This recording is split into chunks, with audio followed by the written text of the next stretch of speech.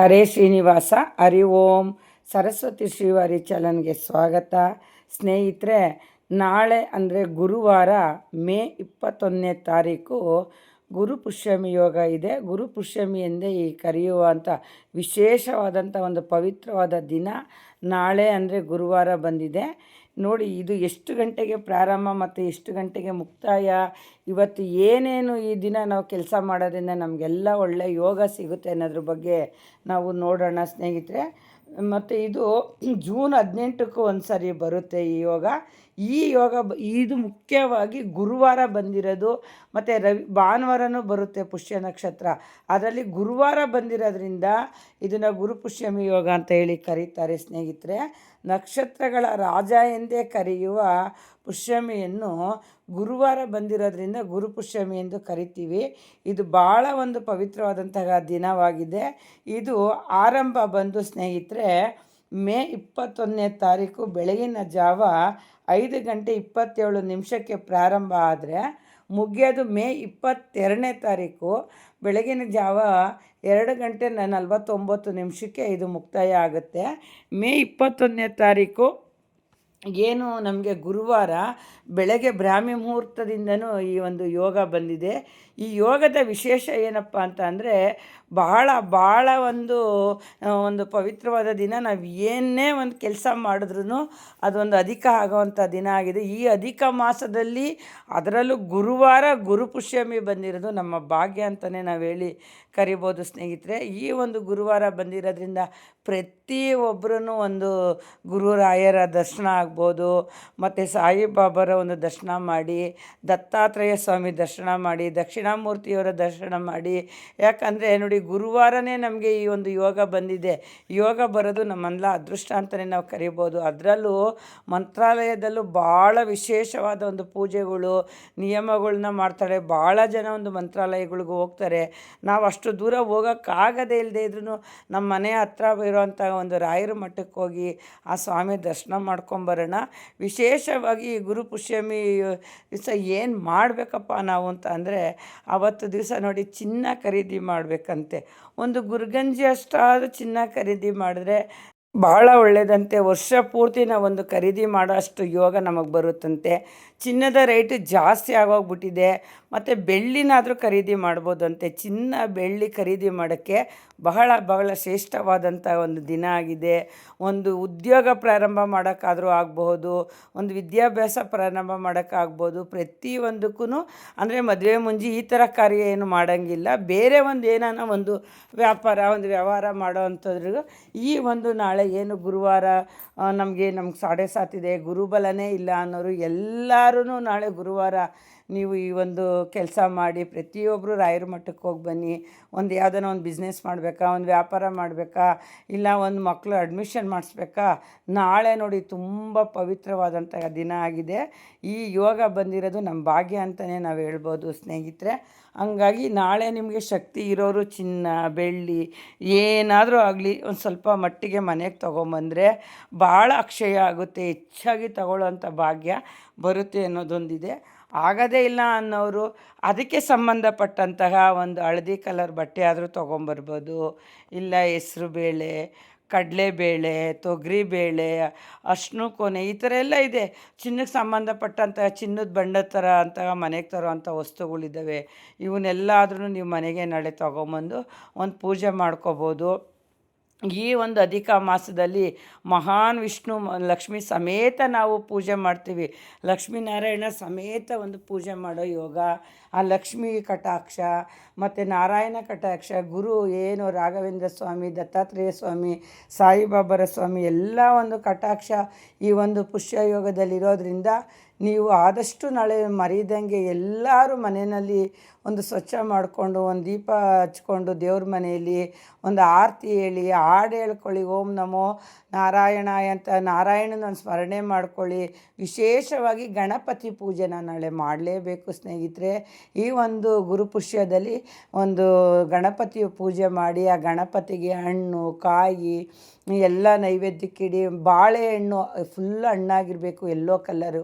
ಯಾಕಂದರೆ ಎಲ್ಲ ನಾವು ಎಲ್ಲೋ ಕಲರಿಗೆ ಸಂಬಂಧಪಟ್ಟಿದ್ದನ್ನೇ ನಾವು ಇಟ್ಟು ಈ ನಾಳೆ ಒಂದು ಗುರುವಾರ ಪೂಜೆ ಮಾಡೋದ್ರಿಂದ ಒಂದು ಚಿಪ್ಪು ಸಮೇತ ಹೆಚ್ಚಾಗಿ ಇಡಿ, ದೇವ್ರ ಮುಂದೆ ಇಟ್ಬಿಟ್ಟು ನೀವೊಂದು ಚಿಪ್ಪು ಹಣ್ಣಿಟ್ಟು full yellow colour gold colour ಬರೋ ಥರ ಹಣ್ಣನ್ನ ತೊಗೊಂಬಂದು ಪೂಜೆ ಮಾಡಿ, ಮತ್ತು ಅದಕ್ಕೆ ಎಲೆ ಅಡಿಕೆ ಸಮೇತ ಇಟ್ಟು ನೀವು ಪೂಜೆ ಮಾಡಿ.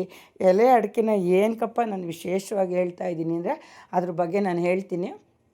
ಏನು ನಾಳೆ ಎಲೆ ಅಡಿಕೆ ನೀವು ದೇವ್ರಿಗೆ ಇಟ್ಬಿಟ್ಟು ನೈವೇದ್ಯಕ್ಕೆ ತೋರಿಸ್ತೀರೋ ಆ ಎಲೆ ಅಡಿಕೆನ ದಂಪತಿಗಳು ಸ್ವೀಕರಿಸ್ಬೇಕಂತೆ.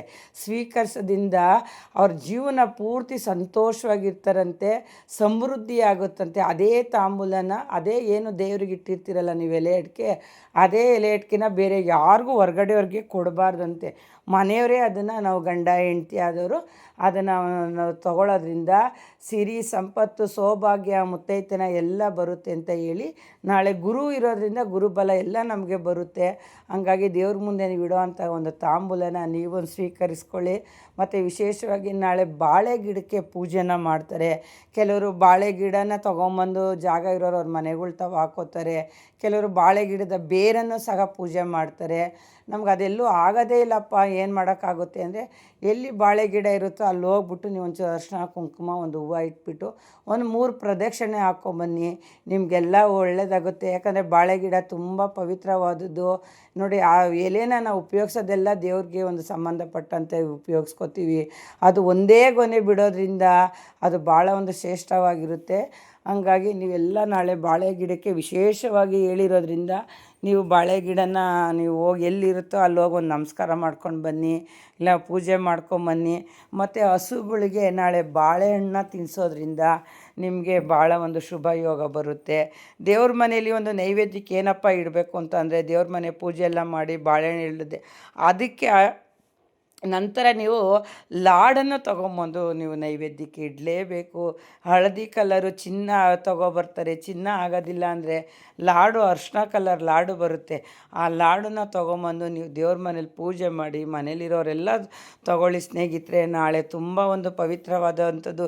ಯಾರ್ಯಾರು ಗುರುಬಲ ಇಲ್ಲ, ಯಾರ್ಯಾರು ಗುರುಬಲ ಇದೆ, ಪ್ರತಿಯೊಬ್ಬರು ಅಧಿಕ ಮಾಸದಲ್ಲಿ ಬಂದಂತಹ ಈ ಒಂದು ಗುರುಪುಷ್ಯ ಯೋಗದಲ್ಲಿ ನೀವೆಲ್ಲರೂ ಒಂದು ಉಪಯೋಗಿಸ್ಕೊಳ್ಳಿ. ಎಲ್ಲ ಮಕ್ಕಳು ಎಜುಕೇಷನ್ ಆಗಿರ್ತಾರೆ, ಕೆಲಸಗಳು ಸಿಕ್ಕಿರಲ್ಲ, ಮದುವೆಗಳಾಗಿರಲ್ಲ.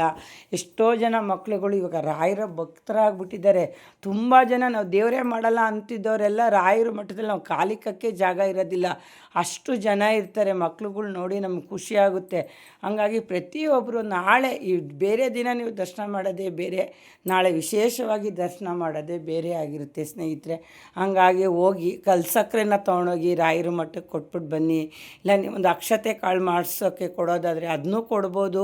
ಪ್ರದಕ್ಷಿಣೆ ಹಾಕಿ, ಹೆಜ್ಜೆ ನಮಸ್ಕಾರ ಹಾಕಿ, ಕಾಯಿ ಕಟ್ಟೋ ಅಂಥವ್ರು ಒಂದು ಸಂಕಲ್ಪ ಮಾಡಿ ಮನೆ ಕಟ್ಟಬೇಕಾ, ಇಲ್ಲ ನೀವೊಂದು ಭೂಮಿ ಖರೀದಿ ಮಾಡಬೇಕಾ, ಒಂದು ಉದ್ಯೋಗ ಮಾಡಬೇಕಾ, ನೀವು ಸಂಕಲ್ಪ ಮಾಡಿ ನೋಡಿ ಸ್ನೇಹಿತರೆ. ನಾಳೆ ಅಷ್ಟು ಒಂದು ಪವರ್ಫುಲ್ ಆದಂತಹ ದಿನ ಆಗಿರುತ್ತೆ.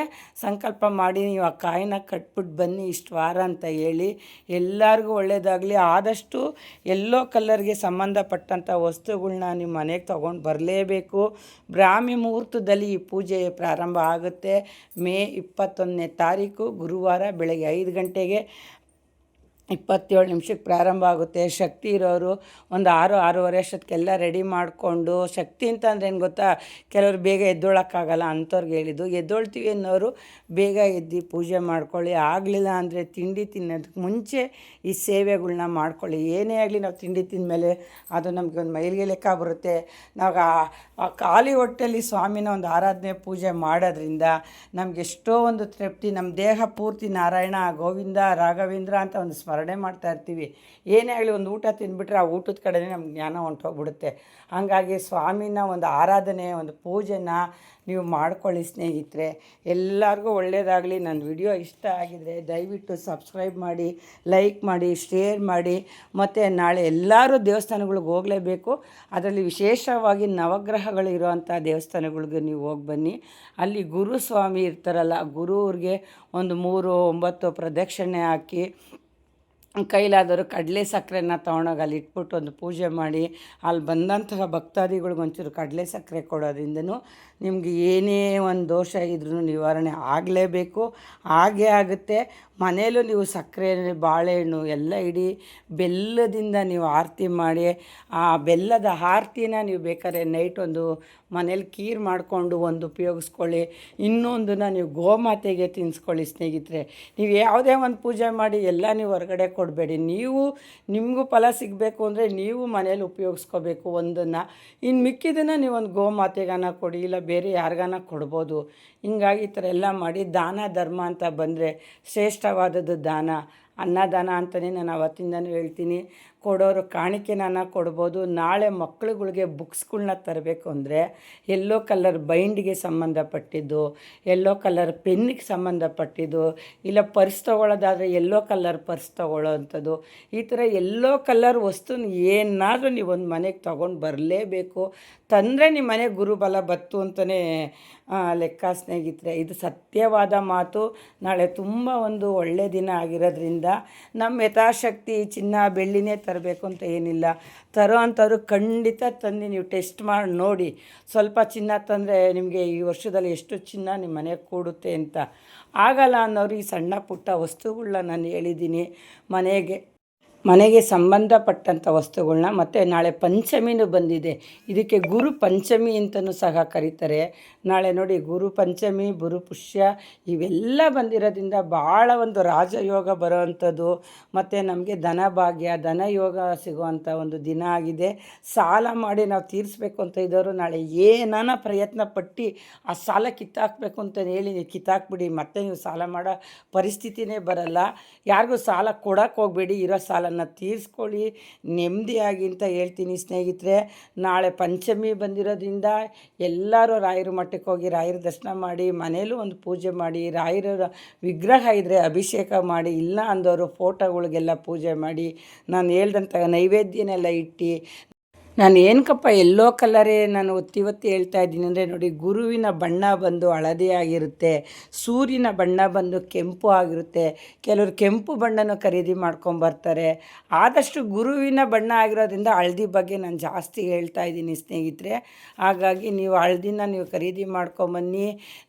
ನಾವು ಎಲ್ಲೋ ಹೋಗಿ ದೇವ್ರುಗಳ್ನ ದೂರ ದೇಶದಲ್ಲಿ ಮಾಡೋದ್ಕಿಂತ ಇಂಥ ಒಂದು ಪುಣ್ಯ ದಿನ ಪಂಚಾಂಗವೆಲ್ಲ ನೋಡಿಕೊಂಡು ಇಂಥ ಒಂದು ಶುಭ ದಿನ, ಶುಭ ಯೋಗ, ಶುಭಕರಣ, ಶುಭ ಲಾಭ ಕೊಡೋ ಅಂತಹ ಒಂದು ಗುರುವಾರ ಎಲ್ಲರಿಗೂ ಒಳ್ಳೇದು ಮಾಡಲಿ. ಯಾರಿಗೆ ಗುರುಬಲ ಇದೆ, ಯಾರು ಗುರುಬಲ ಇಲ್ಲ, ಪ್ರತಿಯೊಬ್ಬರು ನಾಳೆ ದತ್ತಾತ್ರೇಯ ಸ್ವಾಮಿ, ಸಾಯಿಬಾಬಾನ ದೇವಸ್ಥಾನ ಹಾಗೂ ರಾಘವೇಂದ್ರ ಸ್ವಾಮಿಯವರ ದರ್ಶನ ಮಾಡ್ಕೊಬನ್ನಿ. ಎಷ್ಟೋ ನಮಗೆ ಒಂದು ಕಾಟಗಳು ತಪ್ಪುತ್ತೆ, ನಮ್ಮ ಜೀವನದಲ್ಲಿ ವೃದ್ಧಿ ಆಗೋಕ್ಕೆ ದಾರಿ ಬಿಟ್ಕೊಡುತ್ತೆ. ಇಂಥ ಒಂದು ಪುಣ್ಯ ದಿನಗಳಲ್ಲಿ ನಾವು ದೇವ್ರ ದರ್ಶನ ಮಾಡೋಣ ಅಂತ.